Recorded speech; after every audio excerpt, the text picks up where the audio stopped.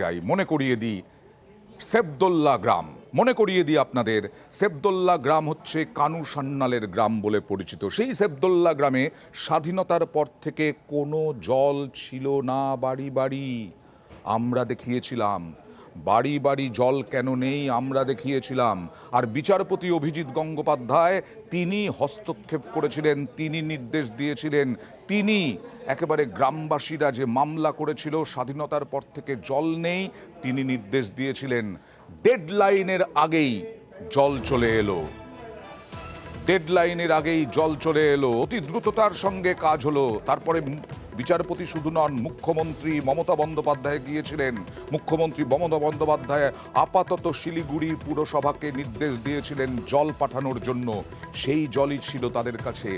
292টা পরিবার, সেই 292টা পরিবার আজকে জল পেল। বিচারপতি কি বলেছিলেন?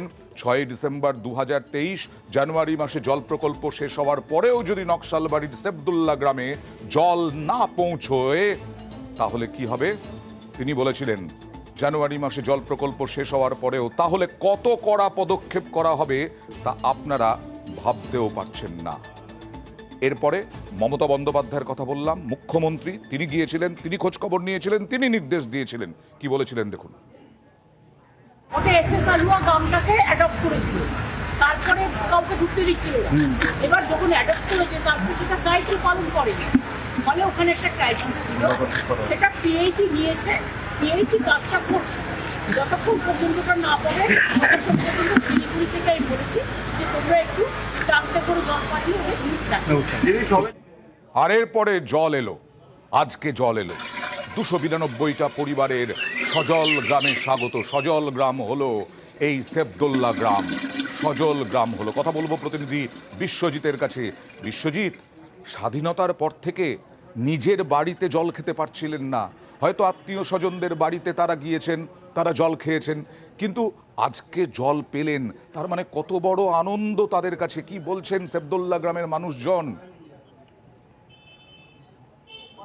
একেবারে অয়নদা, সেফদুল্লাহ গ্রাম যেন আজ আনন্দে ভাসছে, কারণ দীর্ঘদিনে তাদের লাবি, দীর্ঘদিনে তাদের লড়াই, এই লড়াই করতে গিয়ে জল আনতে গিয়ে তাদের কিন্তু জনস্বার্থ মামলা করতে হয়। তুমি যেটা বলছিলে যে একেবারে চূড়ান্ত হুঁশিয়ারি দিয়েছিলেন, যে ডেডলাইন দেওয়া হয়েছিল 31শে জানুয়ারি, 31শে জানুয়ারির মধ্যেই জল পৌঁছতে হবে বাড়ি বাড়িতে, কিন্তু দেখা গেল তার আগেই জনস্বাস্থ্য কারিগরি দপ্তর যথেষ্ট উদ্যোগের সাহায্যে কিন্তু এই যে সেফদুল্লাহ গ্রাম, কানু সান্যালের গ্রাম, সেই গ্রামে কিন্তু জল পৌঁছলো।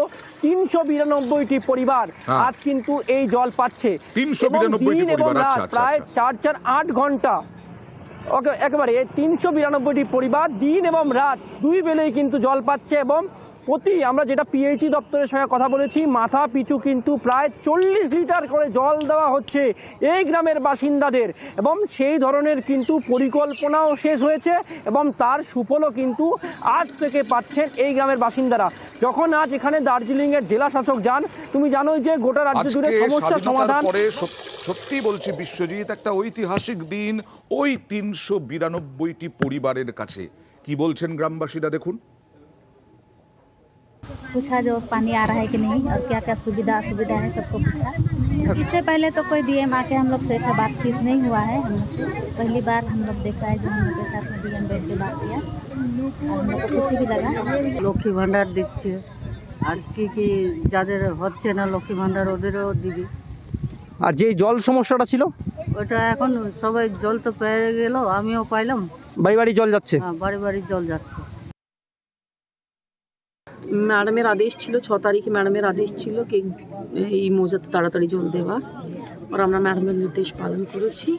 অ্যান্ড এখন সেফদুল্লাহ মৌজায় প্রত্যেকটা বাড়িতে প্রত্যেকজন মানুষ জল পাচ্ছে। সমস্যা উঠেছে ধরুন একজন বলছে কি অ্যাপিক নেই, আমরা করে দিচ্ছি। তো যারা লেফট আউট বেনিফিশিয়ারি আছে আমরা ক্যাপচার করছি, আর এই ক্যাম্পের মাধ্যমে তাদেরকে সব সুবিধা প্রদান করা।